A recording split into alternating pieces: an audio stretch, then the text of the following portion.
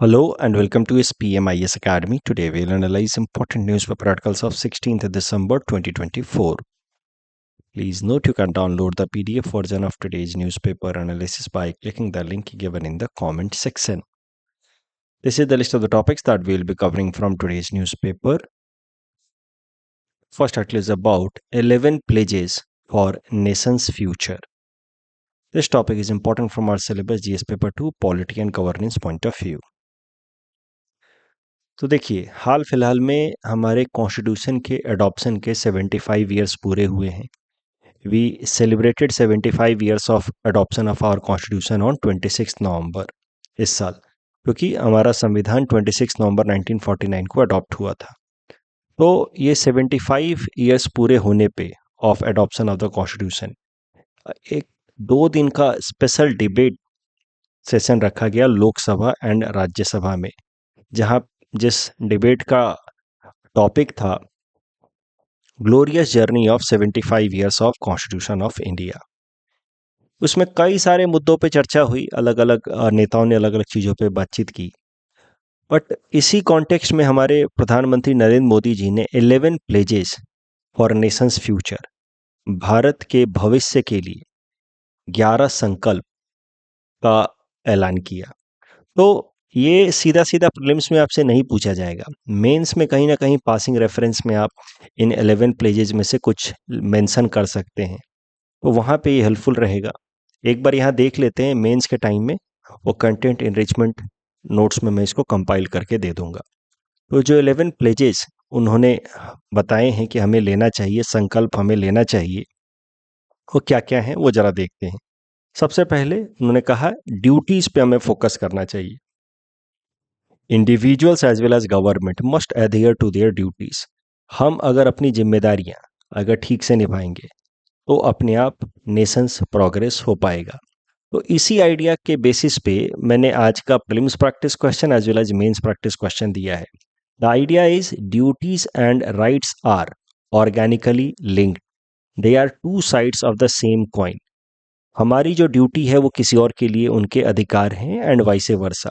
हमारे जो अधिकार हैं वो किसी और की ड्यूटी है. तो अगर हम अपनी ड्यूटीज को ईमानदारी से पूरा करते जाएंगे, हर एक सिटीजन अगर अपनी ड्यूटी को ईमानदारी से पूरा करते जाएंगे, तो अपने आप सब लोगों के अधिकार राइट्स भी फुलफिल होंगे in fair manner. Second is about inclusive development. We must look forward towards inclusive development. सबका साथ सबका विकास, चाहे वो रीजनल लेवल पे बात हो, चाहे वो ईस्टर्न इंडिया जो बीमारू स्टेट्स कहे जाते हैं, बिहार, झारखंड, उड़ीसा, और चाहे वेस्टर्न इंडिया जो रिच स्टेट्स कहे जाते हैं, महाराष्ट्र, गुजरात, सबका डेवलपमेंट हो और एक फेयरनेस बना रहे. Zero tolerance towards corruption. Corruption के लिए कोई गुंजाइश नहीं होनी चाहिए. Pride in laws and traditions. हमारे जो भी ट्रेडिशंस हैं और जो भारत सरकार द्वारा बनाए गए कानून हैं, उनमें हमें गर्व महसूस करना चाहिए और उनको हमें फॉलो करना चाहिए. और हमें अपने कॉलोनियल माइंडसेट से बाहर निकलना चाहिए. कॉलोनियल माइंडसेट मतलब वी स्टिल बिलीव कि western societies are dominant, superior. कैसे आज हम लोग अभी भी कहते हैं कि ये इम्पोर्टेड है, ब्रिटेन से आया है. That is colonial mindset. कि कहीं ना कहीं हमारे अंदर एक इंफीरियरिटी कॉम्प्लेक्स है, उससे बाहर निकलते हैं और अपने ट्रेडिशंस, अपनी परंपराओं पे, अपनी सभ्यता संस्कृति पे हम गर्व महसूस करना शुरू करते हैं.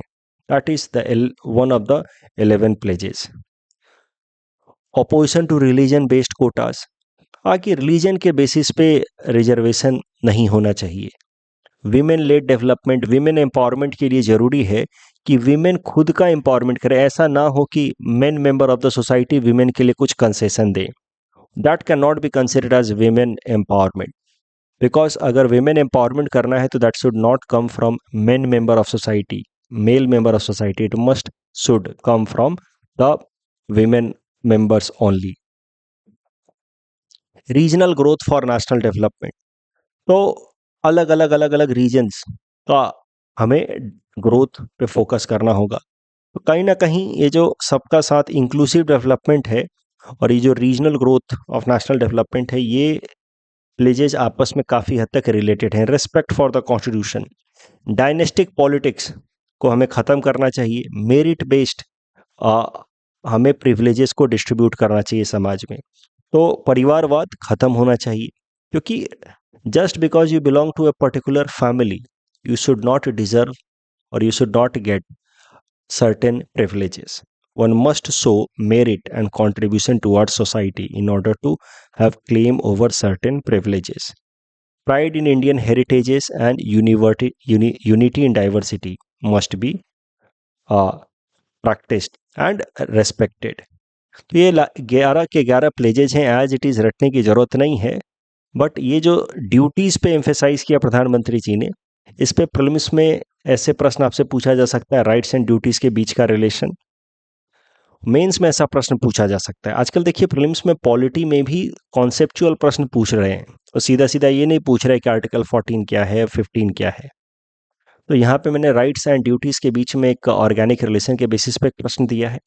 और ऐसा ही प्रश्न यहाँ पे है, ये आपसे जीएस पेपर 2 में भी पूछा जा सकता है, राइट्स और ड्यूटीज़ के बीच का रिलेशन। एथिक्स पेपर में भी आपसे पूछा जा सकता है। तो दोनों क्वेश्चंस को अटेम्प्ट कीजिए। Next scheme is about Jal Vahak scheme.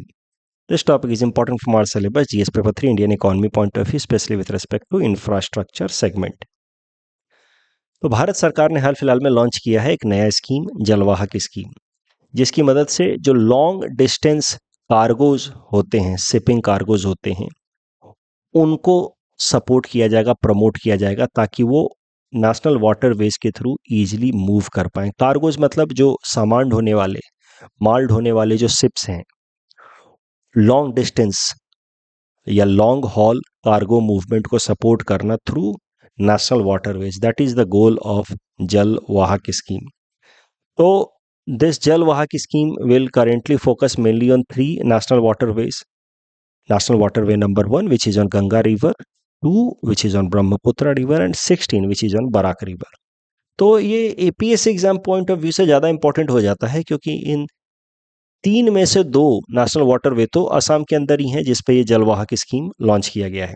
देखिए, जलवाहक स्कीम की मदद से जो कार्गो मूवमेंट्स हैं, लॉन्ग डिस्टेंस या लॉन्ग हॉल कार्गो मूवमेंट्स हैं, जो ज़्यादा से ज़्यादा सामान भी ट्रांसफ़र कर सकते हैं, बिगर कार्गोज, उनको सपोर्ट किया जा रहा है ट्रांसपोर्टेशन के लिए।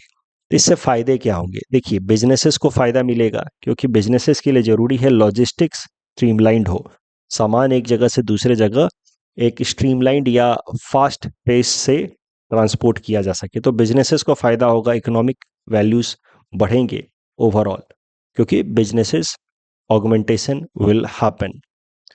उसके अलावा इको फ्रेंडली भी होगा, क्योंकि आप सोचिए रोड पे जो ट्रक चलता है उससे जो इमिशन होता है उसकी तुलना में काफ़ी कम इमिशन होगा शिप्स के कारण, क्योंकि शिप्स को उतना फ्रिक्शन तो फेस करना नहीं पड़ता है when they move over water as compare to trucks moving on the roads.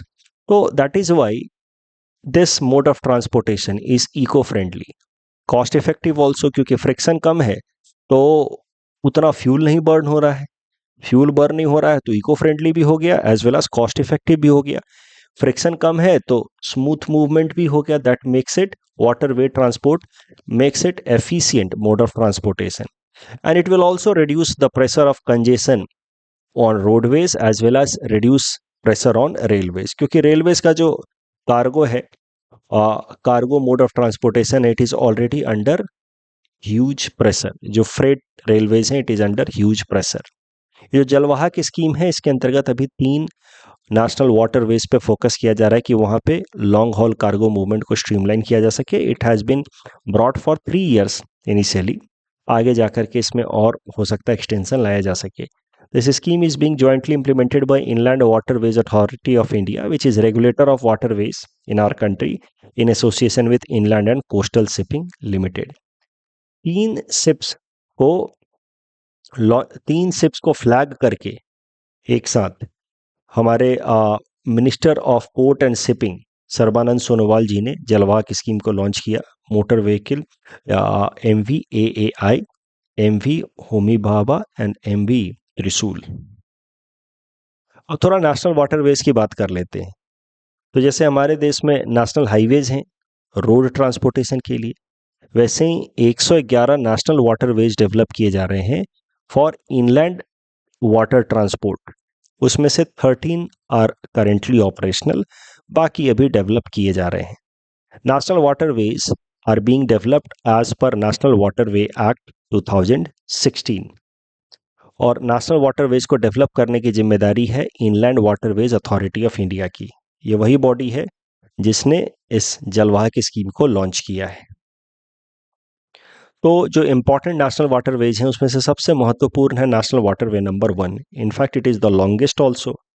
National waterway number 1 is on Ganga river and it stretches from Prayagraj in Uttar Pradesh. पहले इसका नाम था इलाहाबाद, अब इसका नाम बदल करके हो गया प्रयागराज। तो प्रयागराज से लेकर के हल्दिया तक है नेशनल वाटरवे नंबर 1।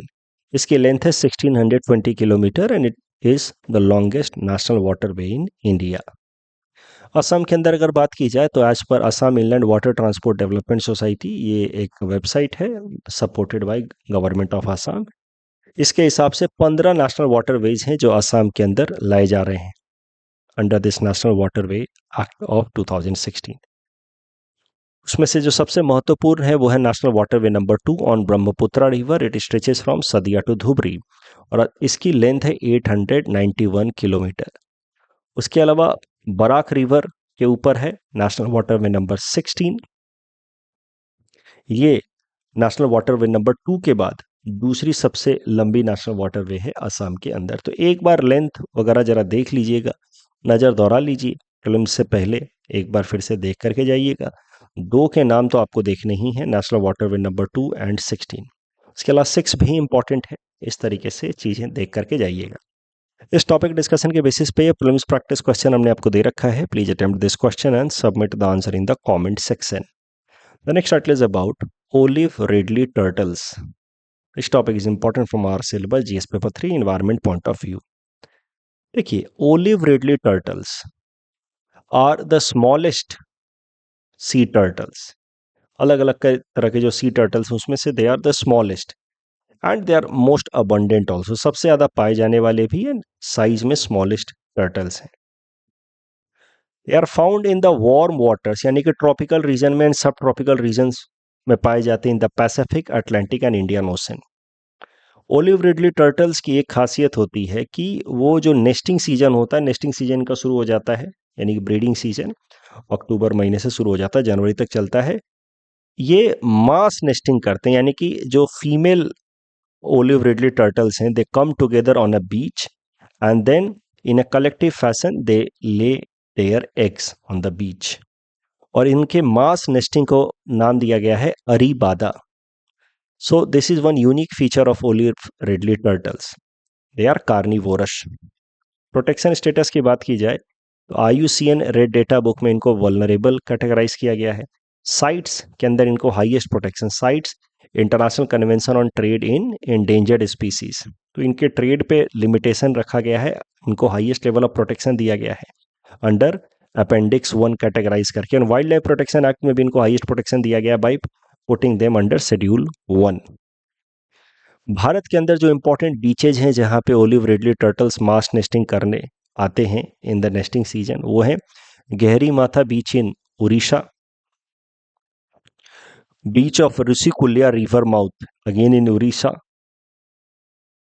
गहरी माथा and Rushikulya river mouth, Devi river mouth, hope island of Coringa wildlife sanctuary in Andhra Pradesh. ये सब कुछ इंपॉर्टेंट नेस्टिंग साइट्स हैं ओलिव रिडली टर्टल्स के। हाल फिलहाल में न्यूज में क्यों आए, तो कई सारे ओलिव रिडली टर्टल्स के कारकैसेस मतलब dead bodies are being found on Visakhapatnam coast specially in their breeding season. तो it is a matter of concern. इसके पीछे कारण बताया जा रहा है मरीन पॉल्यूशन, पानी का पॉल्यूटेड होना, एंड ट्रॉलिंग एक्टिविटी। ट्रॉलिंग क्या होता है, जो बड़े बड़े शिप्स होते हैं जो फिशिंग एक्टिविटीज के लिए इस्तेमाल किए जाते हैं, उनमें ट्रॉलर्स लगे रहते हैं, बड़े नेट लगे रहते हैं, बड़े से नेट लगे रहते हैं फिशिंग के लिए। Such ships are known as trawlers. और इन तरह की जो ट्रॉलिंग एक्टिविटीज होती हैं कभी कभार वो पूरा का पूरा मरीन इकोसिस्टम को डिस्टर्ब कर देती हैं and that leads to death of many of the marine species. तो ये trolling activity and marine pollution को मेन कारण बताया जा रहा है behind the current carcasses found on Visakhapatnam beach of olive ridley turtles. Prelims perspective से एक और फैक्ट आप याद रखिए कि इंडियन कोस्ट गार्ड्स, जिनकी मुख्यतः जिम्मेदारी होती है कोस्टल रीजन को सर्विलेंस करने की in the normal circumstances. Navy तो ऑफेंसिव फोर्सेस है, कोस्ट गार्ड डिफेंसिव फोर्सेस है। तो इंडियन कोस्ट गार्ड हर साल ही एक ऑपरेशन चलाती है, operation Olivia, in order to protect olive ridley turtles from smuggling. इस टॉपिक डिस्कशन के बेसिस पे ये प्रीलिम्स प्रैक्टिस क्वेश्चन हमने आपको दे रखा है। Please attempt this question and submit the answer in the comment section. The next article is about Khiamniungan tribe. Pronunciation थोड़ा गलत हो सकता है, my apologies for that, but चूंकि नॉर्थ ईस्ट का ट्राइब है तो प्रीलिम्स एग्जाम पर्सपेक्टिव से इंपॉर्टेंट हो सकता है। It was recently news. देखते हैं क्या न्यूज था। तो this tribe is from Naga community, और इस ट्राइब के लोग थोड़े भारत के साइड में, थोड़े म्यांमार के साइड में रहते हैं। This tribe is known for a unique tradition of constructing wooden log drums. तो वुडन ड्रम्स बनाते हैं, उनको अपने इंपॉर्टेंट सेरेमनीज में उसका इस्तेमाल करते हैं। ये वुडन लॉग से ड्रम्स बनाते हैं और इंपॉर्टेंट अपने सेरेमनीज में इस्तेमाल करते हैं ट्राइब के लोग, जो नागास कम्युनिटी को ओवरऑल बिलोंग करते हैं। इनके इंपॉर्टेंट फेस्टिवल हैं शोकुम एंड खाओजाओ, फेहोक और शुमाई। न्यूज़ में क्यों आए ये ट्राइब के लोग? क्योंकि हाल फिलहाल में आपको पता है कि हॉर्नबिल फेस्टिवल सेलिब्रेट किया गया, 25th hornbill festival in Nagaland. वहाँ पे उस दौरान Nagaland tourism department released a heritage guide map. Heritage guide map में बेसिकली अपने यहाँ के इंपॉर्टेंट ट्राइब्स और उनके कल्चरल एस्पेक्ट्स को रिफ्लेक्ट किया नागालैंड टूरिज्म डिपार्टमेंट में। उसमें उन्होंने इस खियानमुंगन ट्राइब का मेंशन नहीं किया। इसको लेकर के फिर there was some sense of discontent amongst the members of this Khiamniungan tribe. For that reason Nagaland tourism department recently issued a formal apology to the Khiamniungan tribe members. इस डिस्कशन के बेसिस पे ये प्रीलिम्स प्रैक्टिस क्वेश्चन हमने आपको दे रखा है। Please attempt this question and submit the answer in the comment section. Double taxation avoidance agreement से रिलेटेड देखिए, चौथा स्टेटमेंट तो सीधा सीधा गलत है। अब चौथा स्टेटमेंट गलत है तो या तो ऑप्शन ए हो सकता है, नहीं तो बी हो सकता है। इसका मतलब सेकंड स्टेटमेंट इज राइट। अब आपको 1 और 3 के बीच में डिसाइड करना है। 1 तो सीधा सीधा सही है, तो अब 3 हैज टू बी रॉन्ग। और वैसे भी favorable, most favorable nation clause applies irrespective of whether the terms are more favorable to the signatory country। ऐसा नहीं है, फेवरेबल अनफेवरेबल होगा तो इट विल नॉट अप्लाई। तो बेसिकली इस तरीके की चीजें तो आपको सोचनी ही होंगी। 3 is slightly ambiguous, I agree to that, but first और 3 में कॉम्पिटिशन है सीधा सीधा। फर्स्ट इज डेफिनेटली करेक्ट, तो go for 1 and 2। Albedo effect में यहाँ पे गलत उल्टा किया हुआ है। Surfaces with higher albedo like snow and ice contribute to the earth's ability to cool by reflecting more sunlight. यहाँ पे बस हाइयर होना चाहिए। कैस्पियन सी से संबंधित दोनों स्टेटमेंट सही हैं। That's all from our side for today. Thanks for watching.